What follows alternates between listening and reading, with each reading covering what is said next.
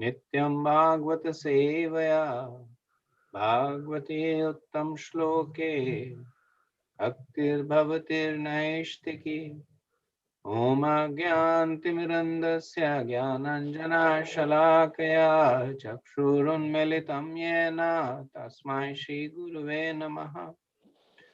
Jai Shri Krishna Chaitanya Prabhu Nityananda Shri Advaita Gadadhara Srivasadi Gaur Bhakta Vrinda Hare Krishna Krishna Krishna Hare Hare Hare Rama Rama Rama Hare Hare.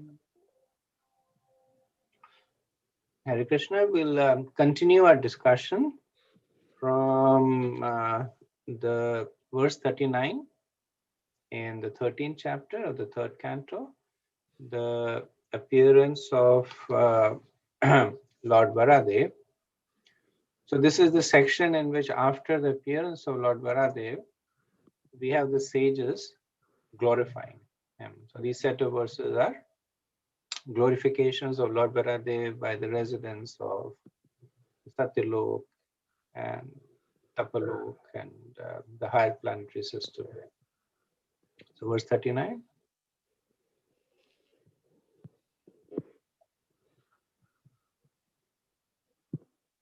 Namo namaste akhila mantra devata dravya yasarvaya kratve kriyatmane vairagya bhaktyatma jayanubhavita jnanaya vidya guruve namo namaha. O Lord, you are the Supreme Personality of Godhead, and you are worshipable by universal prayers, Vedic hymns, and sacrificial ingredients. We offer our obeisances unto you. You can be realized by the pure mind, freed from all visible and invisible material contamination. We offer our respectful obeisances to you as the spiritual master of knowledge and devotional service. So this verse is essentially a summation of the prayers that were rendered by the sages. And it's also ultimately a glorification of bhakti. So Lord Vara is glorified. So they say, Nama Namate. Over and over they're saying obeisances unto you. And they're glorifying him as Kriyatatmane. So Kriyatatmane means that you who are the various items such as sacrifice. So Kriyatatmane means that the Lord, as Varadev, but the Lord, he gives the path of karma or sacrifice by inaugurating all its aspect in his pastimes. So he is referred to as Akhila Mantra Dravyaya Sarva Kratave. So that is the path that he is giving. But then the sages say that it is only by bhakti, devoid of the desire for the results of karma, that one can realize him. So by bhakti with no material results, says Vairagya, one becomes Atmajaya. One conquers the mind and then one acquires the knowledge, Vidya Guruve. So one acquires the knowledge to develop an affection for the Lord.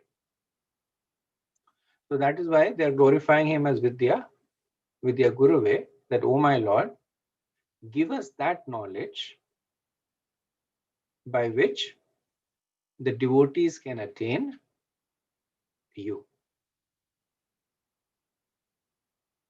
So while they're acknowledging that Lord Vara he gives the path of karma, but ultimately they are praying for bhakti. And they're praying for a little bit more than bhakti. They are praying for the result of bhakti. So they're saying that they're they're saying that give us that knowledge. So this is the prayojan in the Bhagavad Gita Chaturshloki. It's the Tesham Satata Yuktanam Bhajatam Priti Purvakam Dadami Buddhi Yogam Tam Yena Mamupiyante Te. Where Krishna says that to those who are engaged in bhakti of me, I give them the intelligence to achieve me. So that's what the sages are praying for. And Srila Prabhupada says in the purport that to conquer the mind, you need to follow the Vedic rituals and perform the different kinds of sacrifice. Now, the ultimate end of all this is bhakti. So, the sages are essentially asking for the prayojan. They're essentially saying that please give us that which is the ultimate conclusion of everything else. Next verse, 40. Tamstragra koteya bhagavams tvaya drita virajate budhadra buhu swabudadra yathayanan nihashrato datadrita matan gajendrasya sapatrapadmani. O lifter of the earth with its mountains, which you have lifted with your tusk, is situated as beautifully as a lotus flower with leaves sustained by an infuriated elephant just coming out of the water. So this verse, to some extent, it paints a picture with words. And when Lord Vara emerged from the ocean carrying the earth on his tusks, what did he look like? That the earth was situated like a lotus flower. And Varadev is compared to an infuriated elephant just coming out of the water. It describes the good fortune of earth also, that the earth was personally lifted and situated on the tusks of the Lord. And the mountains and the valleys on the earth are described as the tips of the buds and the stalks of the lotus.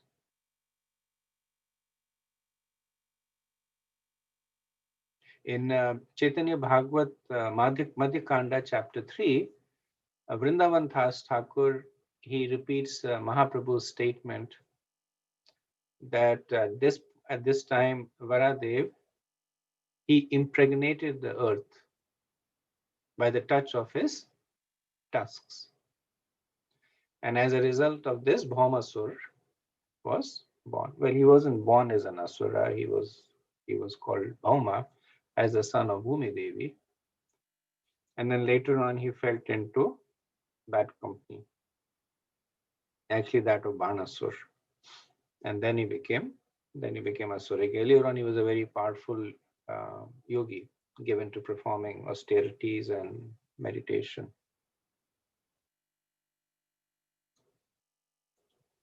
Okay, verse 41.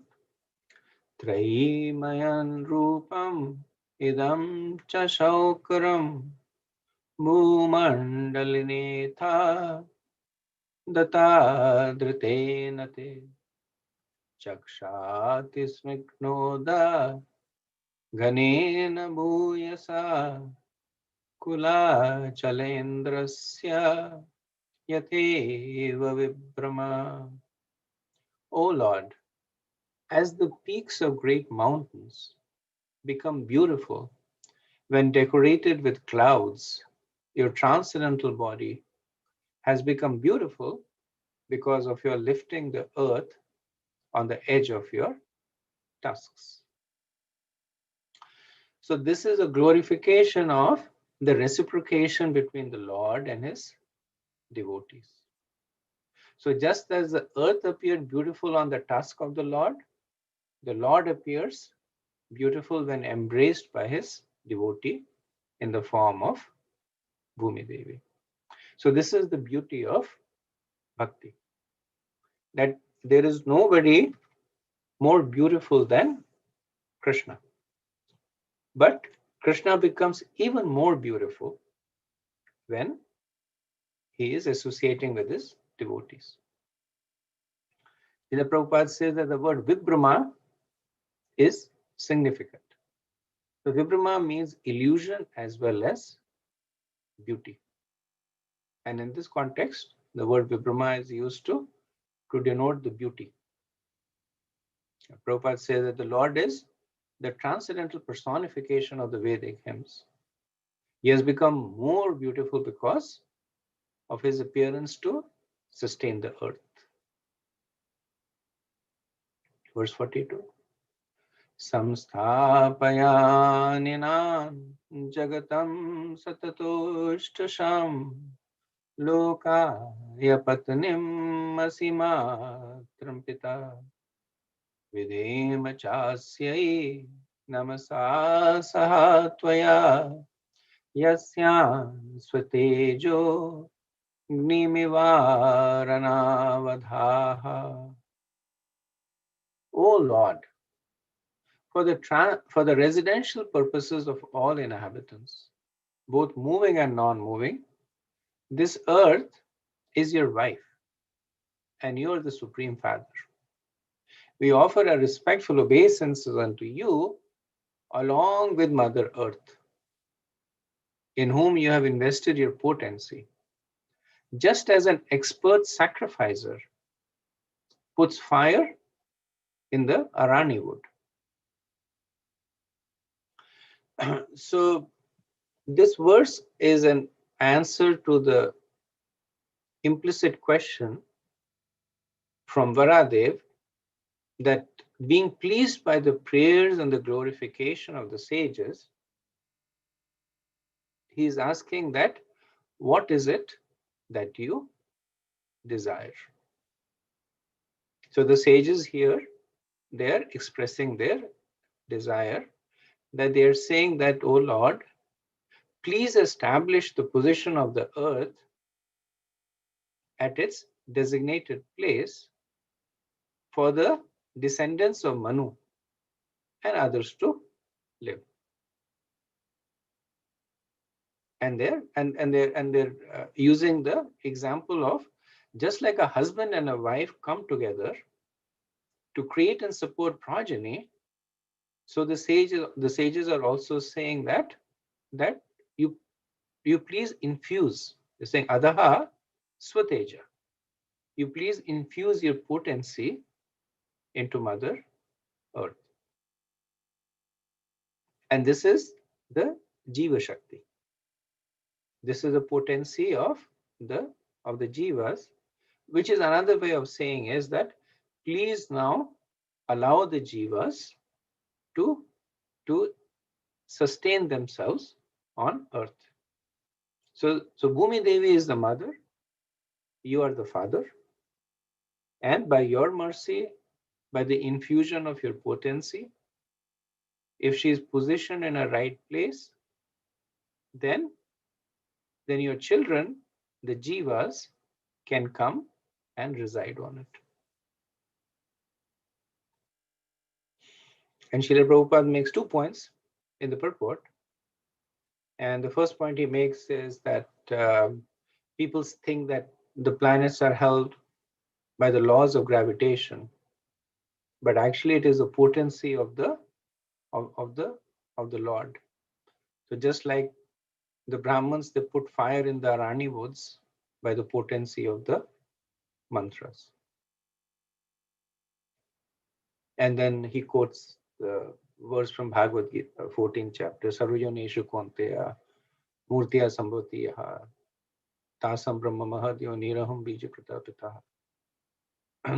Basically substantiating the prayers of the Devas that you are the original Father. Verse 43. Kaha Shraddha Dhatinya Atmanastav Prabhu Rasan Gataya Bhuvao Dvibaranam Navishmayo Asau Tvai Vishvavishmai Yo Ma Yayadedan Ma Yayade Yo Ma Yayadan Sasrajayat Vismayam. Who else but you, the Supreme Personality of Godhead, could deliver the earth from within the water? It is not very wonderful for you. However, you have acted most wonderfully in the creation of the universe. By your energy, you have created this wonderful cosmic manifestation. So the Devas here are speaking apparently two contradictory.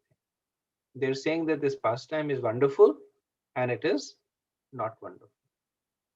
It is wonderful because it has been executed by the Lord. It is not wonderful because it is a trivial act for the all-powerful Lord.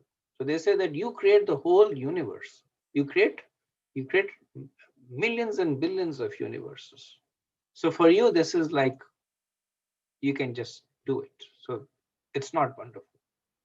But it is wonderful at the same time because no one but you could have done it.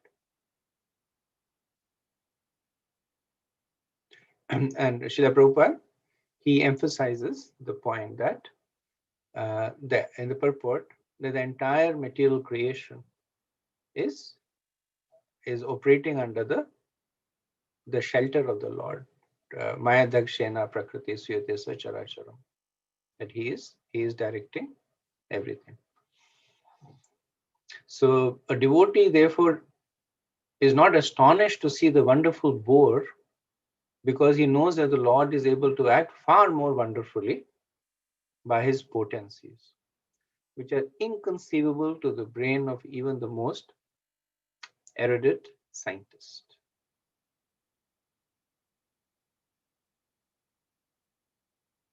Verse 44.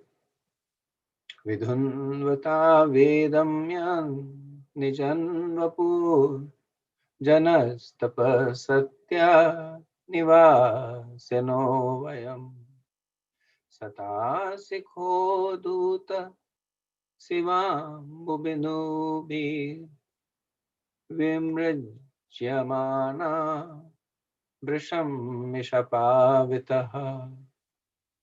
O Supreme Lord, undoubtedly, we are inhabitants of the most pious planet, the Jana, Tapa, and Satyalokas.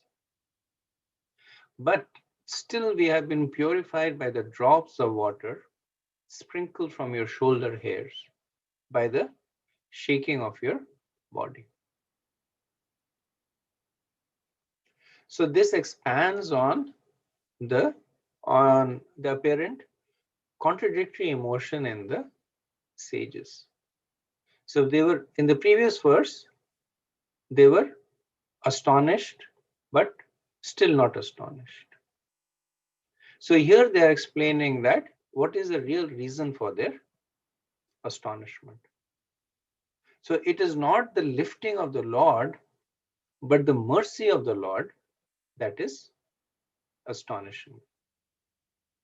Now, one understanding what astonishment was that no one but the Lord could do it. But here, the real reason of the astonishment is there. So they're saying that we are pious. We are the residents of Jana, Tapa, and Satya. So here also you'll notice that Maharlok is not mentioned for the reason we discussed last time. So, so they're saying even though we are pious, But there is nothing that we did to receive such great mercy from you. That water that was directly there on your body is now falling on us. So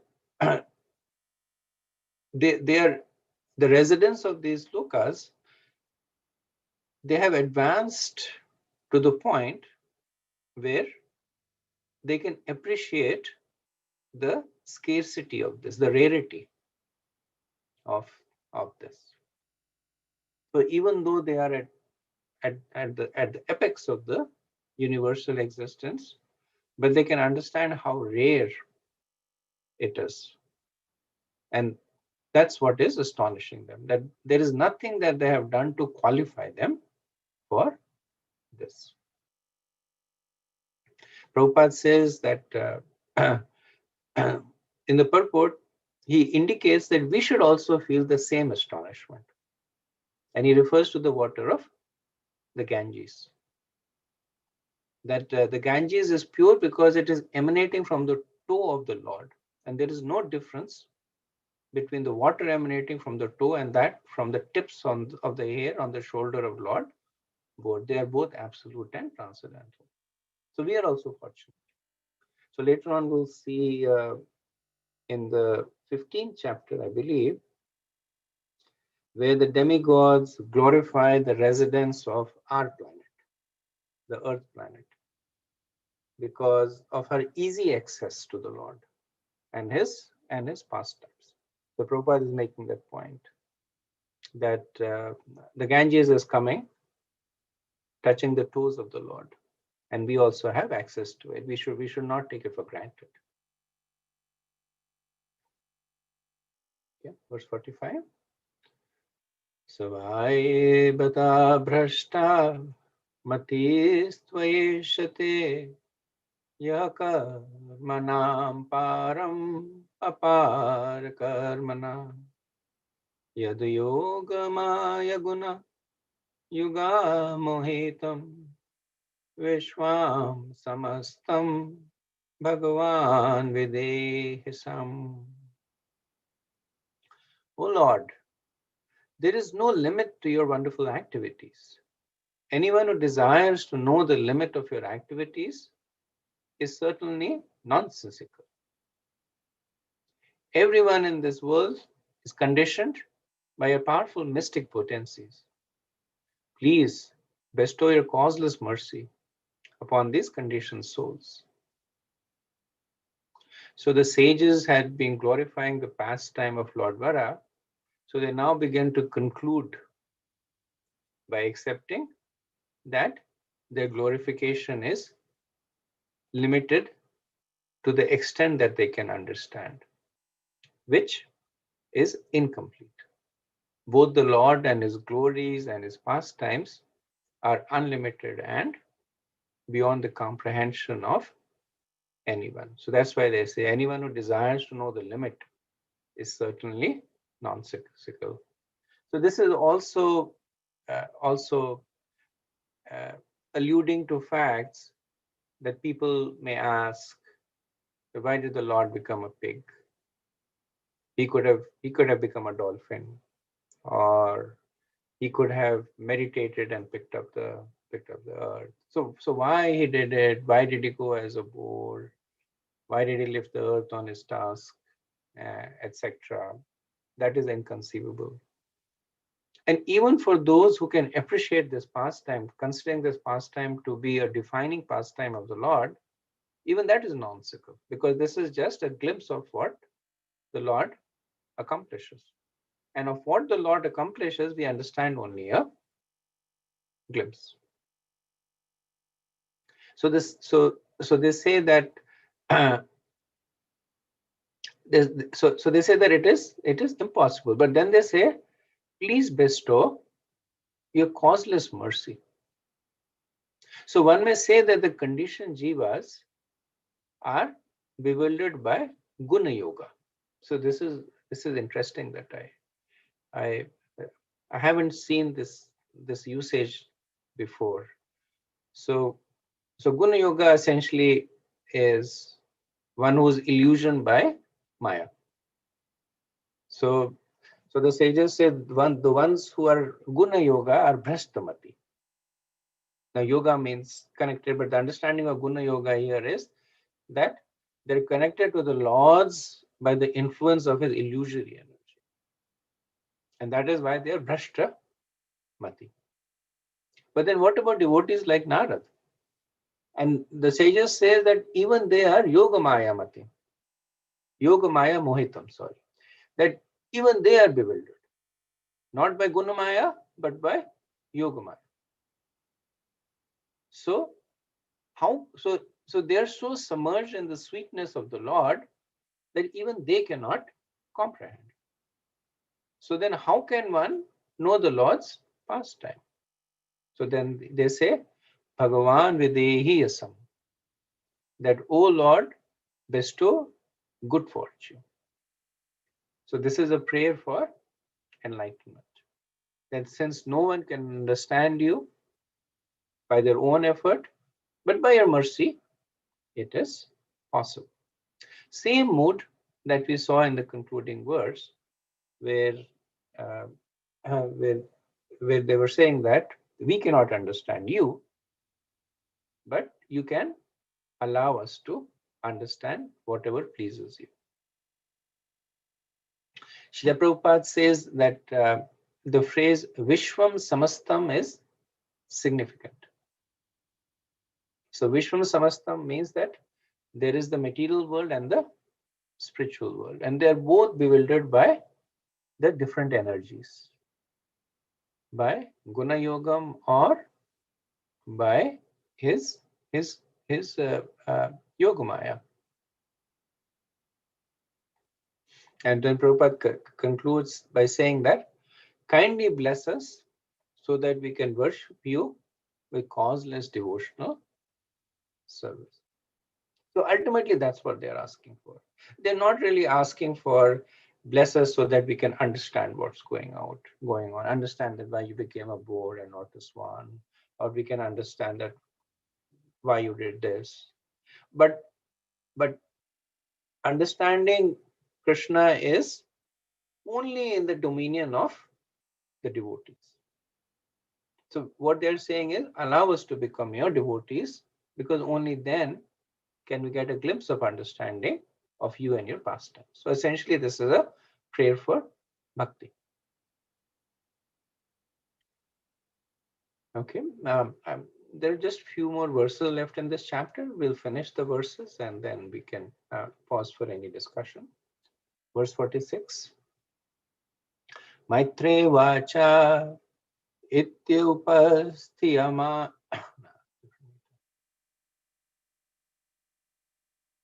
ityupasthyamanasau munibir salile swa kurakranta upadata vitavinam. The sage Maitreya said, the Lord being thus worshipped by all the great sages and transcendentalists, touched the earth with his hooves and placed it on the water. And Prabhupada says that he placed it on the water by his inconceivable potency. The Lord is all powerful, and therefore he can sustain the huge planets either on the water or in the air as he likes. So this is again one of the Achintya part of it, that we know that the earth does not float on the surface of the Garbhodakshaya ocean. It is many millions of yojanas above it. But here it is says that he placed it on the water. So understanding is that somehow by his inconceivable potency, the earth resumed its position in the universe. Verse 47. Saithan Bhagavan Urvim Vishwakshana Prajapati Rasaya Leela Yonitam Apsu Nayasya Hari. In this manner, the personality of Godhead Lord Vishnu, the maintainer of all living entities, raised the earth from within the water, and having placed it afloat on the water, he returned to his own abode.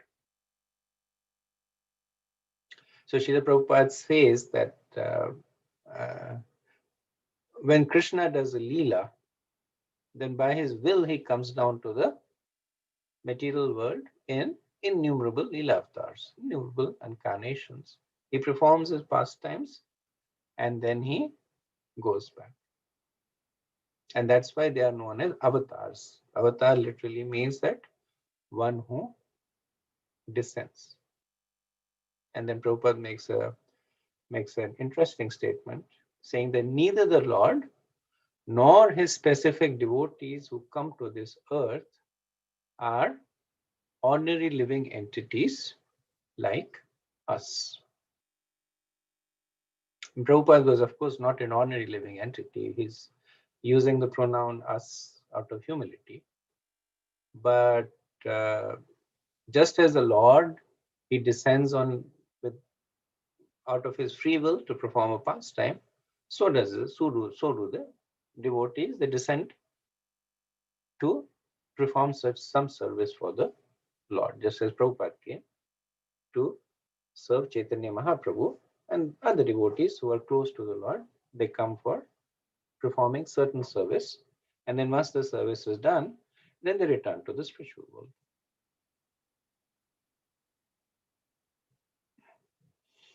Verse 48. Yaevametan harimedasa hare katham subhadram kathaniyamayanah shanvita bhaktya shravayetavoshati janadano asyasu hridi prasidati. If one hears and describes in a devotional attitude this auspicious narration of Lord Bore, which is worthy of description, the Lord who is within the heart of everyone is very pleased.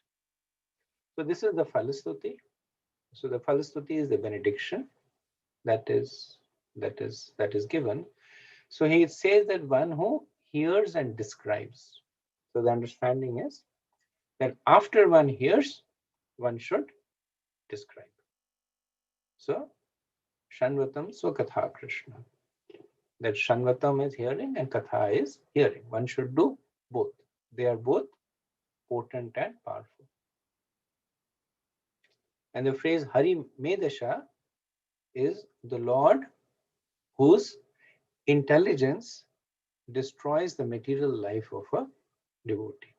So intelligence is Medhas. And Hari means destroys. So Hari Medhasha is that which destroys the contaminated or the material intelligence.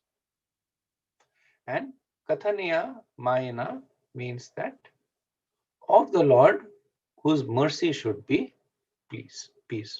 So in this context, Maya means mercy. Maya generally is used for illusion, but it also means mercy.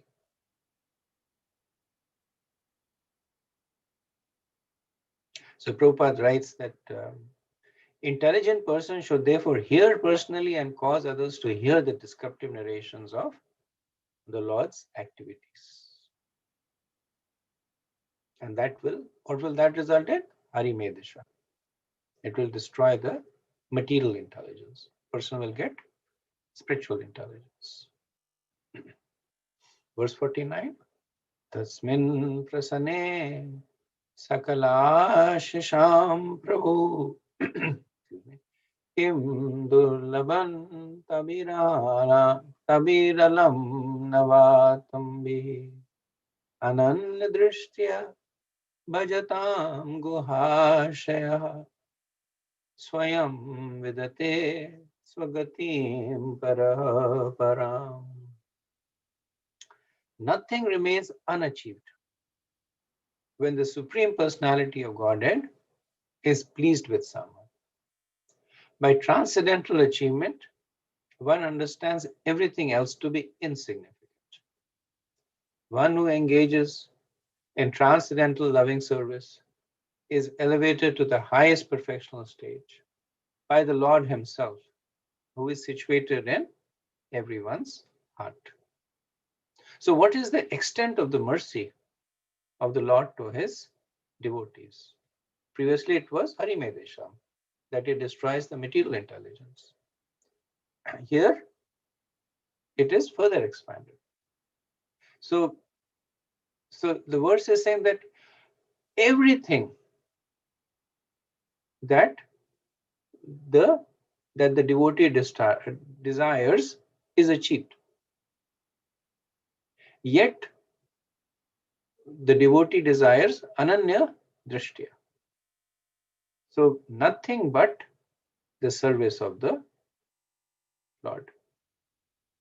And what's the potency of this service? What's the potency of bhakti? So the potency of the bhakti is that the Lord, so the word that is used is swayam, that the Lord personally arranges the attainment of his abode, because his guha ashraya, that is residing within the heart of his devotee. So he does not personally arrange by by by by personally inviting the person in or opening the door of the spiritual world, but guha ashraya, that he helps the person because he is residing within the heart of the person. So the help is more than just inviting. The help is pushing. That for such a devotee who is ananya drishtya, who is desiring nothing but the service of the Lord from within is helping the person reach the goal. So this is the third time that the sages, they talk about the prayojan of bhakti. That bhakti does not mean that one becomes qualified to return to the spiritual world. What bhakti actually means is that one begins to get the active assistance, help, guidance, pushing, kicking, pulling, whatever is needed from the Lord from within. That is the nature of his reciprocation. It is not yatha mam prapadyante tam sate bhajavayam, which indicates a sense of equal reciprocation. So this is what they're glorifying, is the disproportionate, unequal reciprocation of the Lord. And Prabhupada says that being situated as Paramatma, he knows the inner motives of the consciousness, the heart of the devotees. And for those who are pseudo devotees, they desire material gains, and the Lord gives them that. But they can never reach the highest stage of perfection. Only when there is sincerity in purpose, then Krishna begins to help in every way possible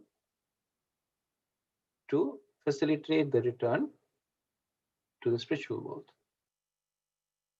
Okay, last verse in the chapter. Konam loke purushartha sarvit pura kathanan bhagavad katha sudham apiya karanan jalabhi bhavapaham aho vrajeta vina naretaram. Who other than one who is not a human being, can exist in this world and not be interested in the ultimate goal of life? Who can refuse the nectar of narrations about the personality of Godhead's activities, which by itself can deliver one from all material pangs? So the sages use the word aho. So aho is like astonishment. Ahobati Yamkal Bakuta. That how astonishing it is that Krishna gave Putna the position of his mother. It's extreme astonishment. So here they are expressing that astonishment. That who but an animal would refuse the Pura Kathanam. So Pura Kathanam means, literally it means ancient, ancient pastimes, Purans. Pura means ancient. Kathanam is pastimes. And Katha Shuddham, the nectar of Krishna Katha. So they say such a person is Vina Nara Itaram. Right? He can't be a human being, even though he may have a body of a human being. So the bhakti is glorified as the greatest attainment for the human form of life. And again, we'll see that not only is the human form conducive for bhakti, the earth planet is conducive for bhakti. The Bharatvarsha is conducive for bhakti. So one who has a human form of life on the earth planet in Bharatvarsha is considered to have had several benedictions. So much so that even the demigods aspire for that situation. But even then, if the person is not interested in Pura Kathanam, Katha Shuddham, then the sages say that this is astonishing to us. And Prabhupada says that only an animal or a man who is almost an animal in behavior can refuse to take interest in hearing the transcendental message of the Lord. There are many books of stories and histories in the world, but except for the histories or narration on the topics of the personality of Godhead, none are capable of diminishing the burden of material pangs. And this is so on the mark, right? Because Karthik is just coming, and every Karthik we listen to Damodar Leela, and every Karthik we find it astonishing. Oh, Damodar Leela is being Krishna did this, Krishna did that. And we have heard it so many times. We have heard Ram Leela so many times. We have heard Krishna killing Kamsa so many times. But the pastimes never become stale.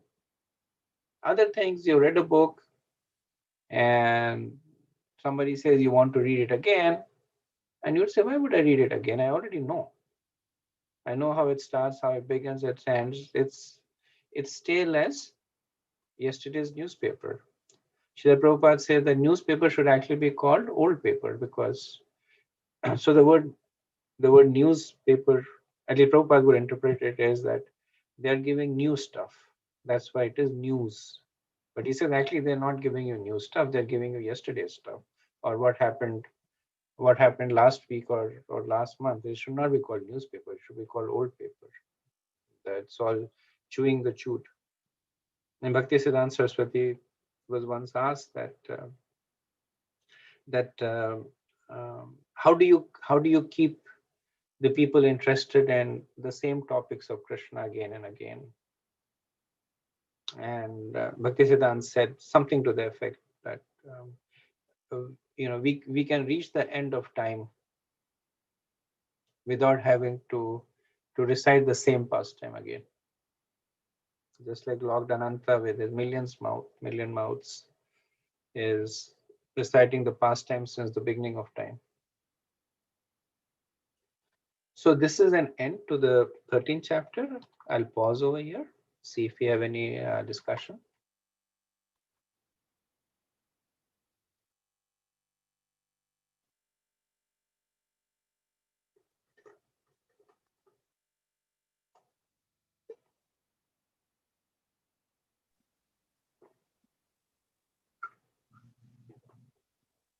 Hare Krishna Prabhu, just a comment is, even the bull is considered to be the most filthy animal in this world, but still we are sitting and hearing about the Lord appear in a bull form. And how wonderful is explaining when he shake his body, one drop fell, it's the same potential Ganga from the feather. It's amazing to the detail that goes in the narration. And yeah, you're right. And then the reciprocation by the sages who are all at the same level as Brahma. So you're right. Yeah. Okay, so if there are no questions, I'll do a quick summary of the 13th chapter and move on to the 14th. So the 13th chapter, titled Appearance of Lord Vara, it started with Vidur inquiring about Swayambhavu Manu. And then Maitreya starts uh, uh, talking about Swayambhavu Manu, specifically about the inquiry from Manu to Lord Brahma about how can he serve him.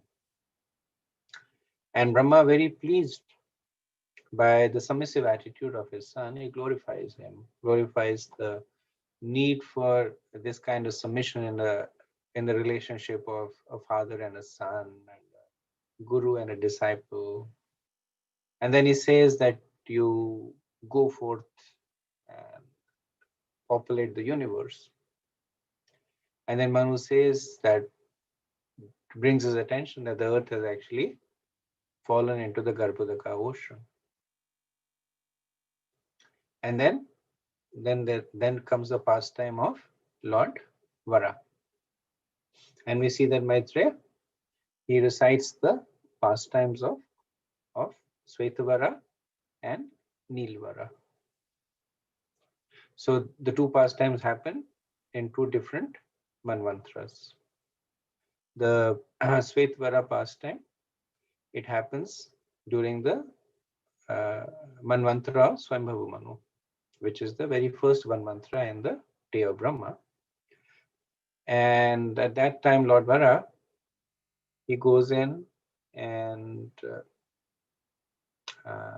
he brings back the earth. And then later on, during the reign of Chakshasha Manu, the earth again falls. And this time, Lord Vara, he kills Hiranyaksha and he restores the earth. And then after that, we see this wonderful prayers by the sages. And the last section of the chapter is the glorification of bhakti, and then the falstuti, the glories of listening to this pastime and sharing it and realizing it. Okay, so we move on to the 14th chapter. So third canto, 14th chapter. The title of the chapter is Pregnancy of Diti in the Evening. So the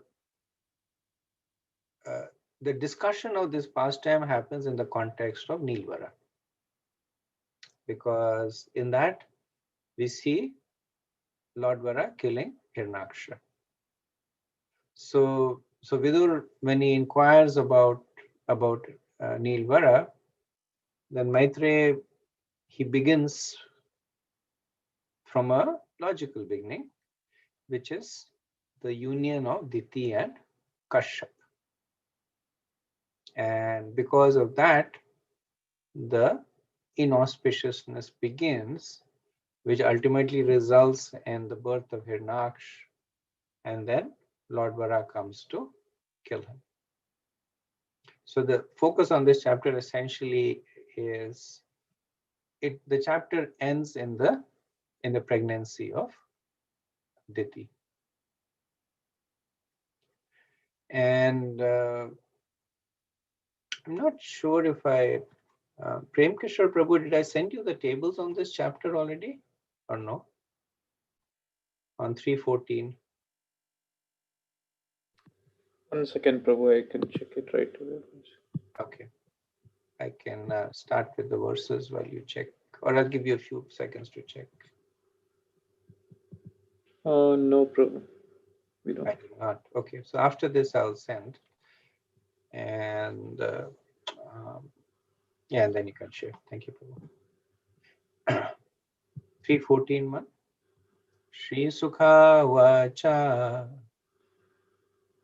Nishmaya Koshara Vinopavarnitam Hare Katham Karna Shukaratmanaha Punaha Saprapacha Tam Udyatananjali Nacha Ditrupto Vidur Ditrata. Sukdev Goswami said, after hearing from the great sage Maitreya about the Lord's incarnation as Vara, Vidur, who had taken a vow, begged him with folded hands to please narrate further transcendental activities of the Lord, since he, Vidur, did not yet feel satisfied. So in 4 verses from 1 to 4, we see Vidur's inquiries about Nilvara. And this is a symptom of the intoxicating nature of Krishna Katha, that it is nectarian to the ears and it is at the same time enigmatic. So if one takes something that is very sweet, after some time one becomes satiated.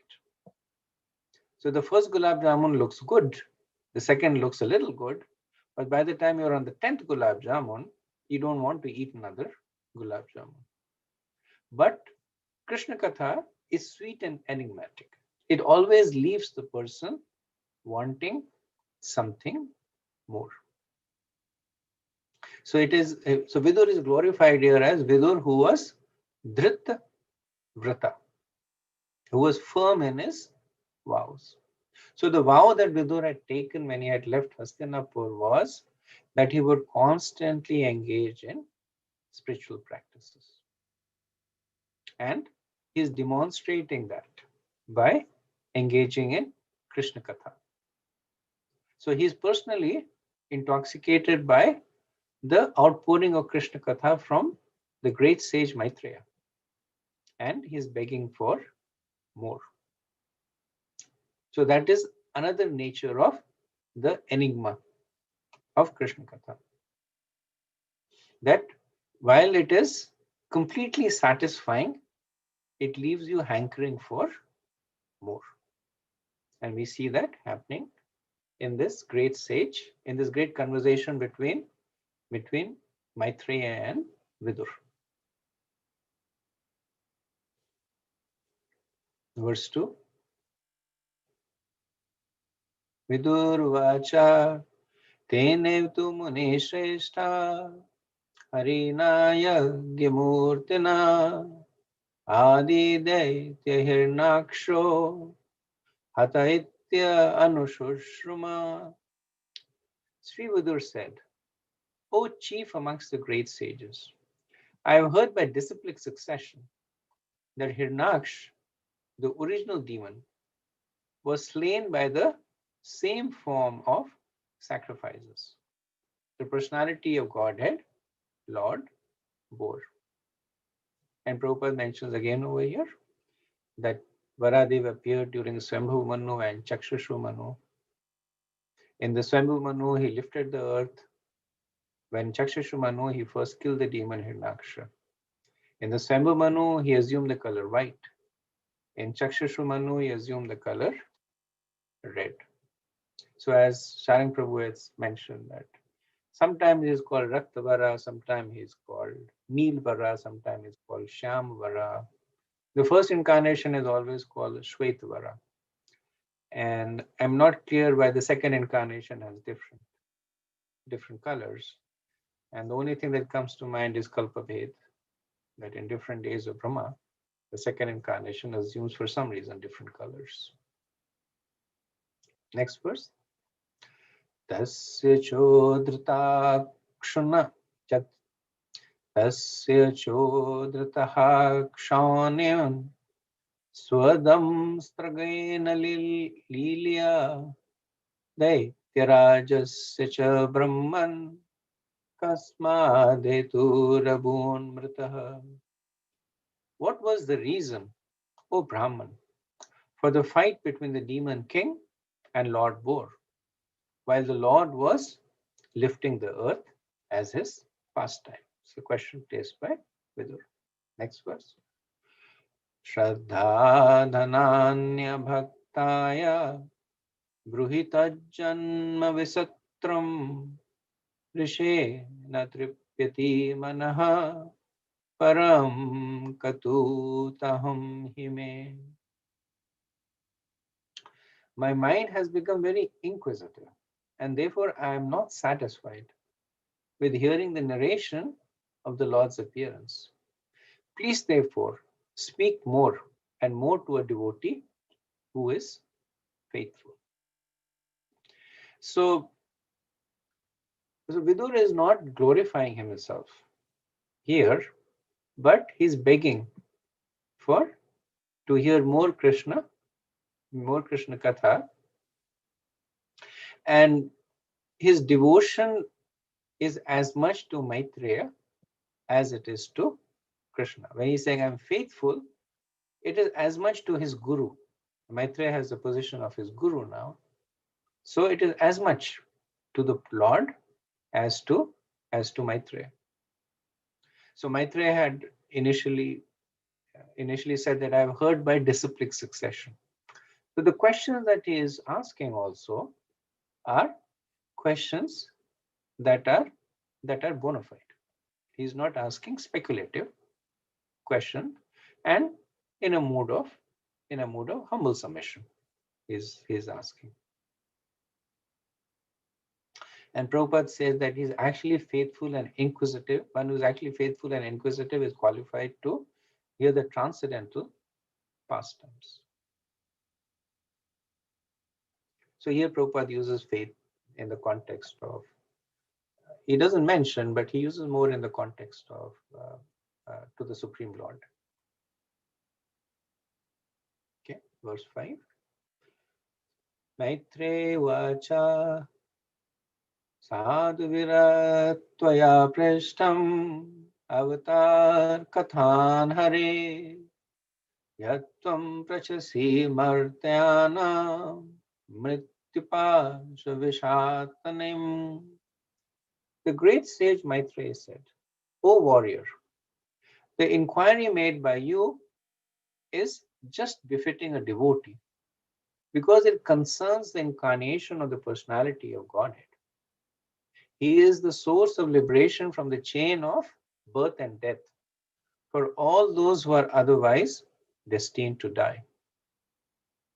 So in 3 verses, we will see Maitreya's reciprocation to the questions of Vidur, or more appropriately, Maitreya's appreciation. So he congratulates Vidur. He appreciates the fact that Vidur is interested in Krishna Katha.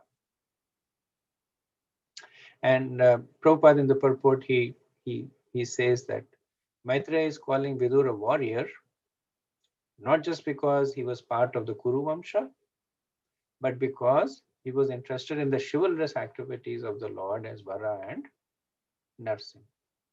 And because they concern the Lord, they're perfectly befitting a devotee. Later on, Prabhupada says that foolish people are suspicious of Krishna's taking part in the battle of Kurukshetra, not knowing that his taking part ensured liberation for all who were present on the battlefield. It is said by Bhishma Dev that all who were present on the battlefield of Kurukshetra attained their original spiritual existence after death. Therefore, hearing the war topics of the Lord is as good as any other devotional service. This is an interesting point Prabhupada makes. That some people say that we would only listen to Rasa Leela because it is sweet with all the different mellows. Or sometimes people say that we listen to Damodar Leela. But actually, anything that the Lord does is purifying. In the battlefield of Kurukshetra, the soldiers who were killed, even in the army of the Kauravas, they attained Swarupi Mukti. They got a form similar to Krishna. Why? Because they died in the presence of Krishna. So and they were fighting against Krishna. So one who hears these pastimes, the person can get even more purified. Next verse. Yayo tanapada putro munina gitayar bakaha mrityo kritveva mudanyangrim arora hare padam. By hearing these topics from the sage Narad, the son of King Utanpad Dhruva was enlightened regarding the personality of Godhead. And he ascended to the abode of the Lord, placing his feet over the head of death.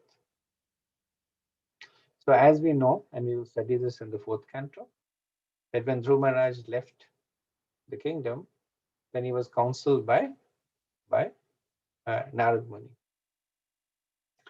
And because of that purification, when the time came for him to leave the material world, then the personal attendants of Krishna, or not Narayan actually, or Vishnu, Sunanda, Nanda Sunanda, they came on a chariot to take him back to Vaikuntha.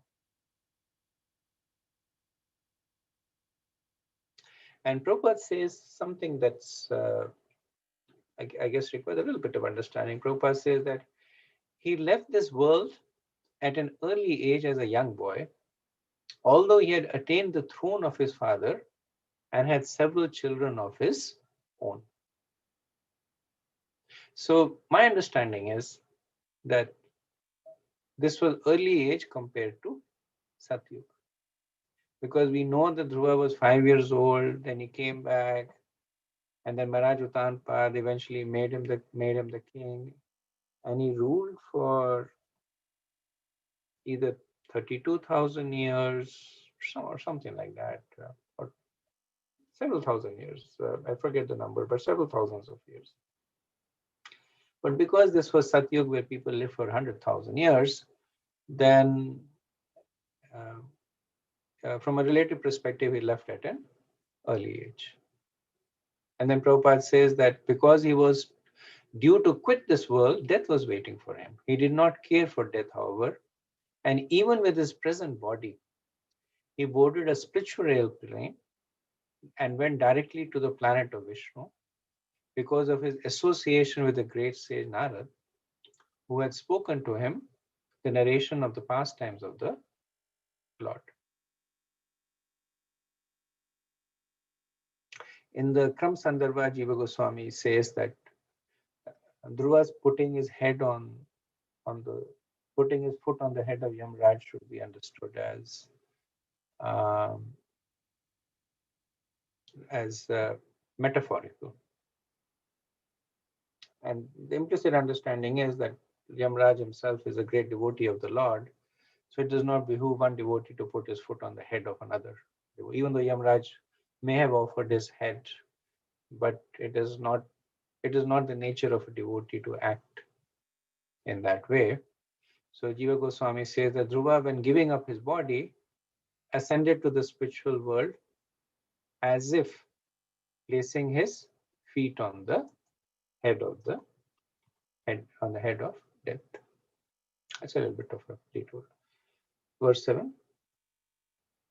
Athatrapa pitha swayam Shutomi varnitaha pura Brahmana deva devena Devanam manupruchhata.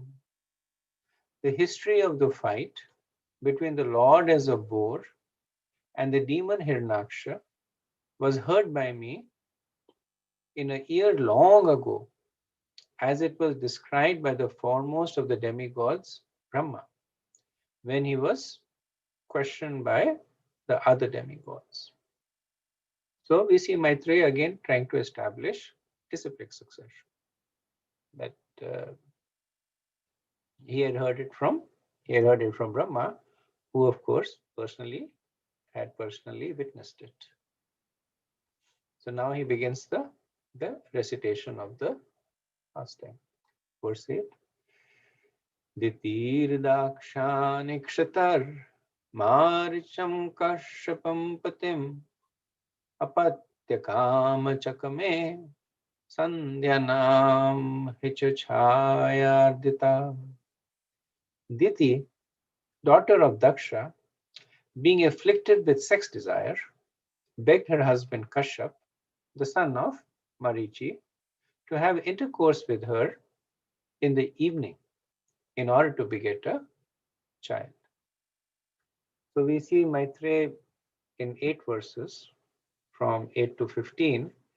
He will describe how Diti approaches her husband, sage Kashyap, at an inauspicious time in the evening for sexual union. So this pastime that was described by Lord Brahma, it begins, as I mentioned, with a little bit of background. So he is now going to talk about before Hirnaksha was born, the conditions that were extant before Hirnaksha was born. So he talks about the parents of Hirnaksha, and he actually talks about the grandparents also. That Daksha, as we know, is one of Brahma's 10 original sons, and he married Prasuti, the youngest of the 3 daughters of Swayambhavu Manu. And from the marriage of Daksha and Prasuti, 16 daughters were born. And 13 of them married sage Kashyap, who was the son of Marichi.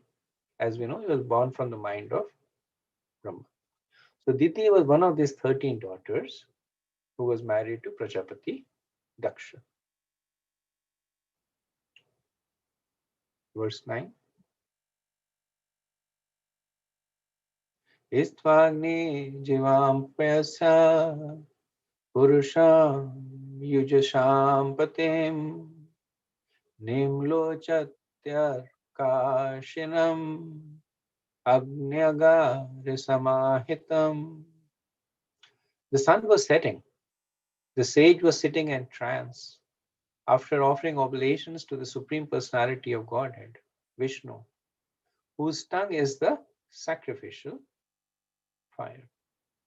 So Maitreya, or rather Lord Brahma, he is now establishing the time that the sun was setting. So this is the twilight time.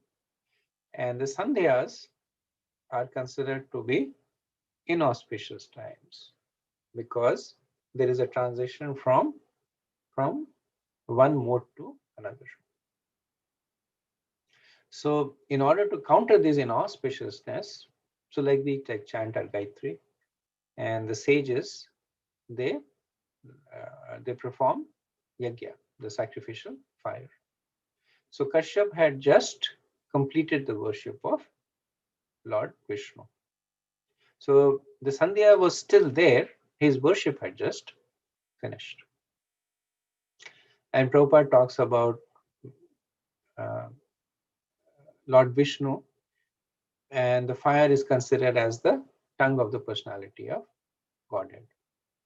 So the oblation that we offer in the fire of the sacrifice, such as grains and clarified butter, they are accepted by him. So this is the principle of sacrifice. So Lord Vishnu is Yageshwara. He is the Lord of the sacrifice, and through his mouth of fire, he accepts. And when he accepts, then everybody is satisfied, including the Devas and the Jivas. Verse 10. Diteruvacha Eshamam Tvat-krite Vidva Kama Tasarashanaha Dunoti Dinam Vikramya Rambhamiva Matangajaha. In that place, the beautiful Diti expressed a desire. O learned one, Cupid is taking his arrows and distressing me forcibly, as a mad elephant troubles a banana tree. So Kashyap was in meditation and his eyes were closed. So Diti could not attract him with her smiles, with her glances, or with her body. And even in words, the subtle hints would be ineffective because there was no conversation that was going on. So the point is that if there's a conversation that is going on, then Diti could have steered the conversation gently towards conjugal affairs by saying that, isn't the wind beautiful, or doesn't this remind me, or in other ways. But because there was no conversation that was going on, she did not have the potential of using subtlety to steer it. So therefore, Diti was forced to act in a bold and unfeminine way, even though it is said that it's not the nature of woman to initiate contact in this matter. And especially one is elevated as Diti. So she speaks loudly to break the trance of her husband. And she speaks boldly because Kamayesha, because she is driven by lust. So one may question that by nature, women have a lot more self-control than men have.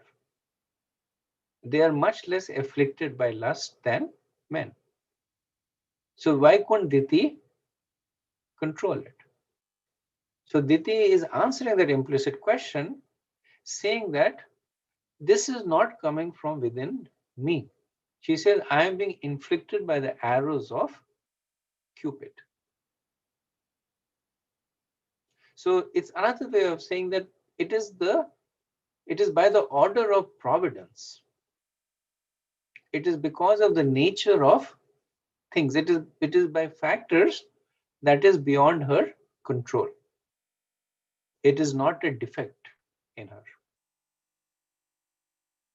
She's also accepting that it is her swabhav, because ultimately she is accepting the arrows of Cupid. So she's accepting its swabhav, but she's saying that this is a combination of many things that are bigger and more powerful than her, which is why she is acting in an uncharacteristically unfeminine way. So Kashyap might say that if you are in distress, then why are you also putting me in a distressful situation? So Diti says that yes, you are right. This lust is mine. She says, Mom. But then she says, Tvatkriti, that it is directed towards you. Because the nature of lust is that there has to be an object. So while it is being generated from me, you also share the blame because this condition of mine is because you are there. You are my husband. I'm attracted to you. And because of that, this lust is becoming inflamed. So she uses words like dunoti, that I am distressed, and dinam, that I'm wretched, I'm poor, essentially to present herself as a victim. That the powerful forces of lust that are being activated because of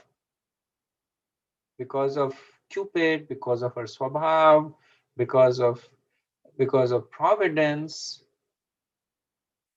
that are being actually catalyzed by the presence of Kashyap, they are afflicting her and they have made her a weak and a helpless person. And what is the duty of a husband? So the duty of a husband is to protect the wife. So she is saying, I am being attacked. I am in distress. Now it's your duty to protect me. So Kashyap might say that, why have you given up your modesty? And she says that I am like a banana tree attacked by a mad elephant. So the analogy is used to indicate imminent destruction. That when a mad elephant attacks a banana tree, then it is only a matter of time before the banana. So the banana trees are not very strong. Their trunks are soft, their roots are not very strong. And an elephant can uproot a regular tree.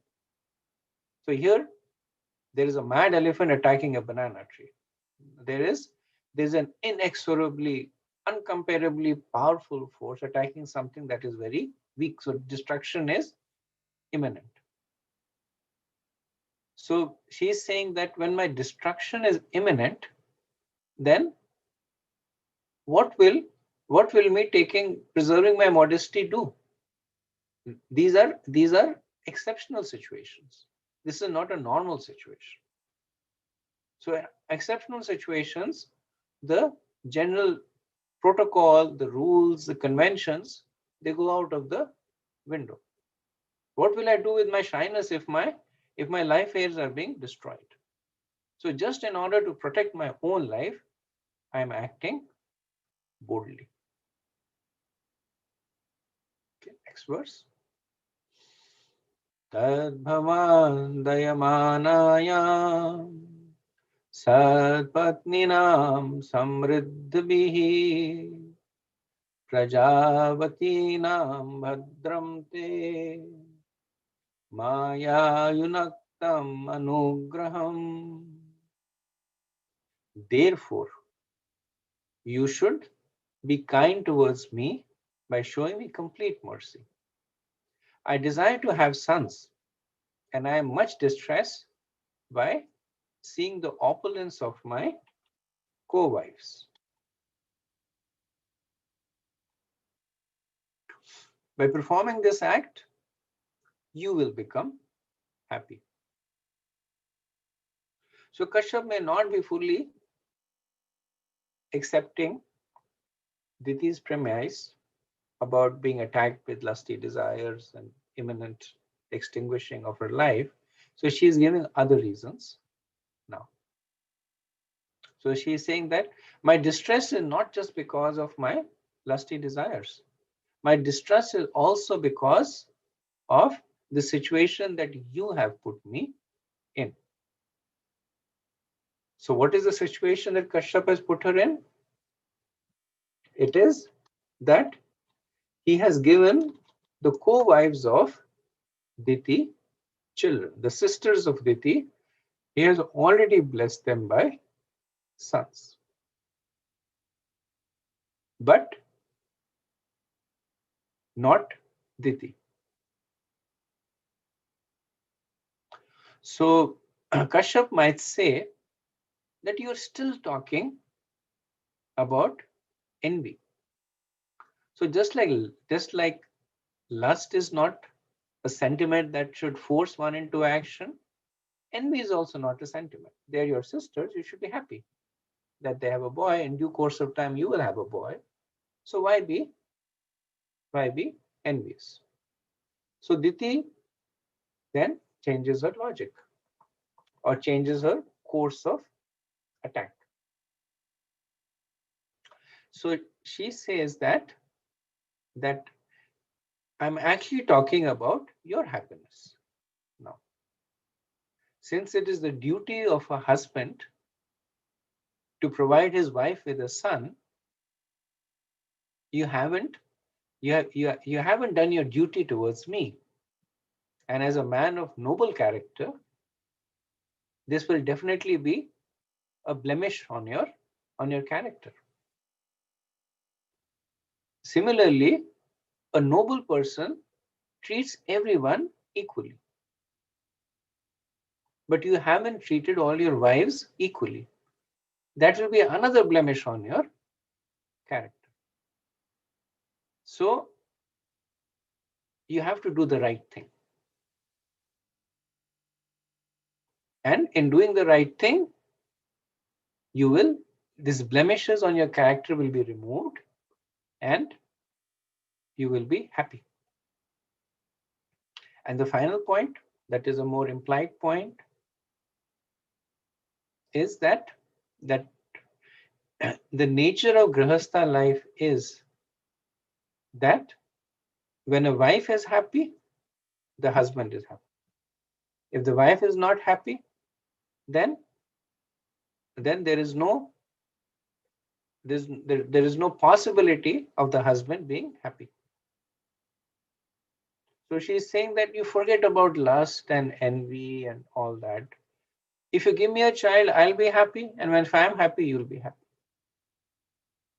So ultimately, it is for your benefit. It will remove the blemishes of partiality from you. It will remove the blemish of a husband who did not give a child to his wife. And because you will make me happy, then our household will be happy.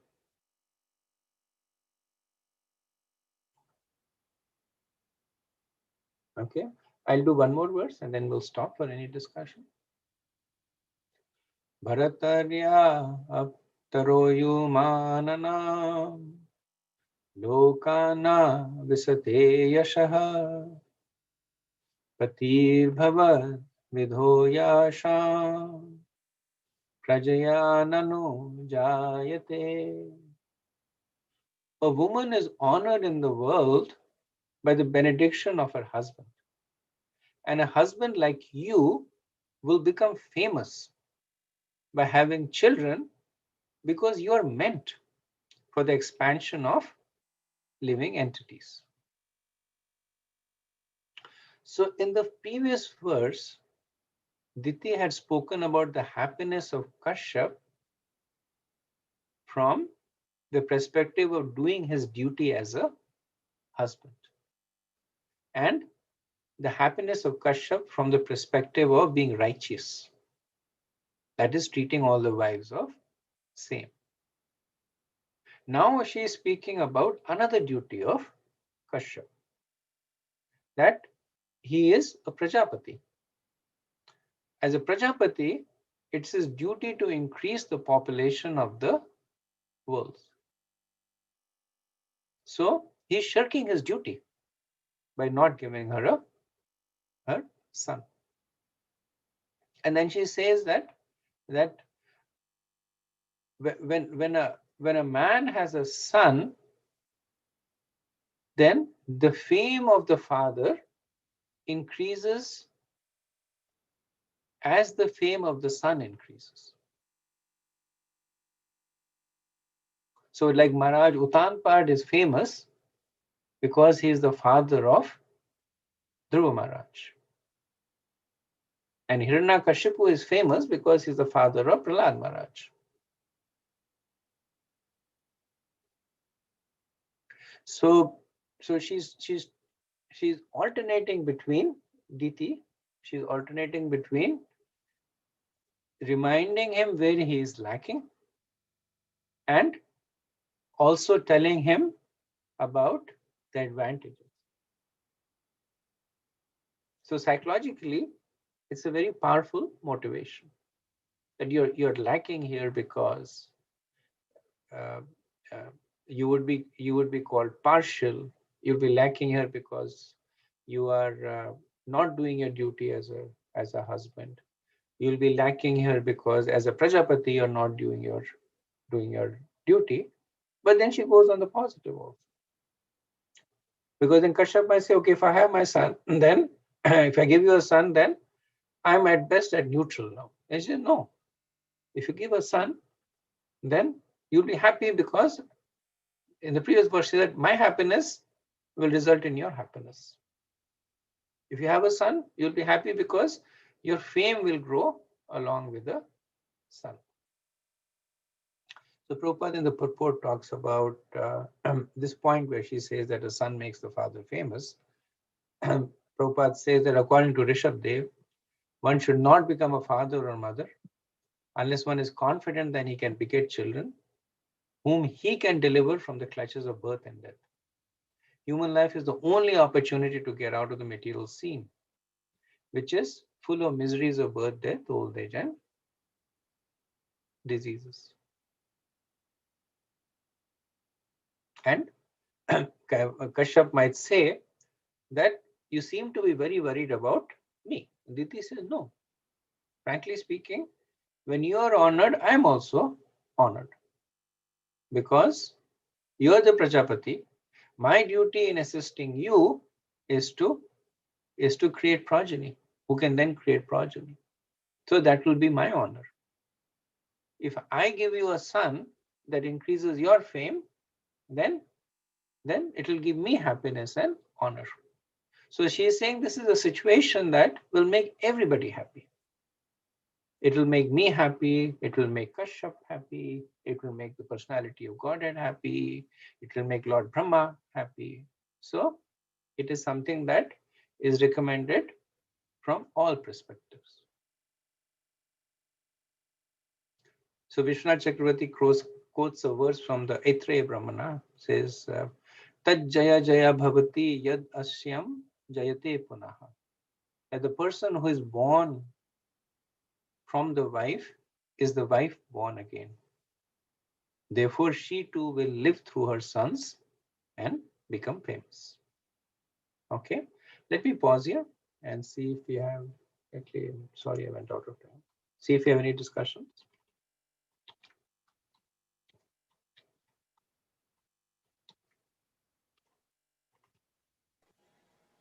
Hare Krishna. Prabhu, you made this point, Diti is alternating between where he is lacking, and you said she gives the positive to it, but for that here you have used a particular word. What was that?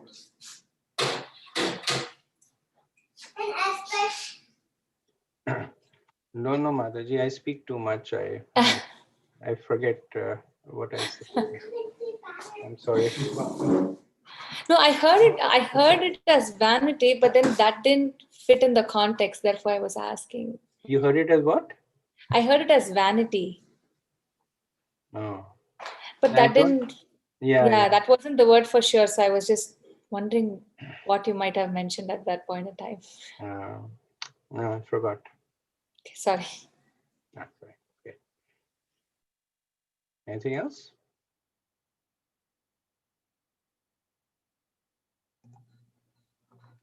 Just one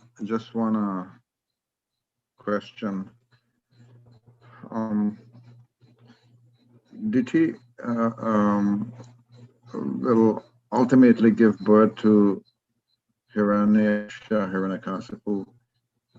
We heard that the daityas or the demons are coming from Diti, and the demigods from Aditi. I'm just wondering, Diti and Aditi, they are sisters, or am I correct? They're sisters. Okay, and the other question is that are there more demons apart from Hiranyaksha and Hiranyakashipu who will be born of Diti? I'm just curious because they say the Daityas means the whole, like, I'm thinking like the generation of demons, just like there are so many devatas coming from Aditi. Are there more, or just those two?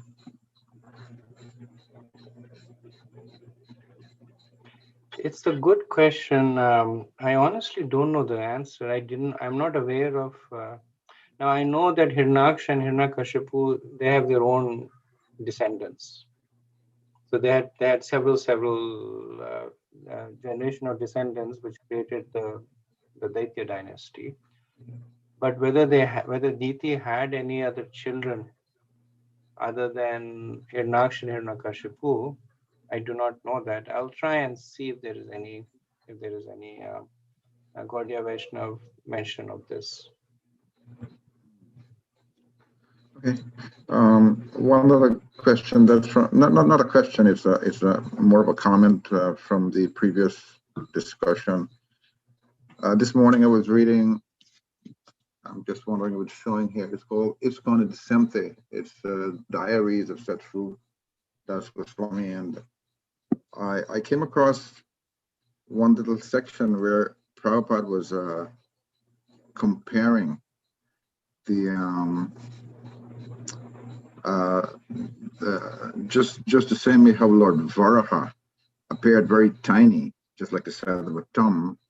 He came out of the nose of Brahma, and then he expanded and grew to such a huge proportion. And very aptly, Prabhupada was saying that ISKCON started, like that, very tiny, and then he said, just like Lord Varaha, and it's from a little storefront there, and then it took the whole world over. And that was in Prabhupada's own time. That was like probably in 1971 he was saying that. And we see how. So that's a little something I read, and I thought I'd mention it. But I have one question. Is it was described that the water, when Varaha shook his body, the upper planetary system, the demigods, were blessed, by the water from his body. I thought I read somewhere, I can't remember exactly. So I'm just asking if you might be able to say something on this, that at some point some of the hairs of his body fell on the ground, while he was shaking, and the hair of Lord Varaha body, they grew up and they became push grass, and we see in all sacrifices and like that, push grass is so some scars and like that, they become so auspicious. Are you am I correct? Is that? Yeah, it's actually mentioned in the previous chapter we discussed. Oh, the previous chapter. Okay. That when the sages are glorifying the various body parts of Vara, then they say that your hair of the body is kusha grass used for all kinds of sacrifices. So it's mentioned in the 12th chapter, 3rd canto. Thank you. Thank you. Okay, if there are no more questions, we'll stop here. Vanchkalpatarubhayascha kripa sindhubhya eva cha patitanam pavanebhyo vaishnavebhyo namo namah. Anant Koti Vaishnav Vrinda ki jai. Srila Prabhupada ki jai. Jai Gaur Premanand. Hari Hari Bol. Hare Krishna. Thank you very much. Hare Krishna Prabhu, thank you. Hare Krishna.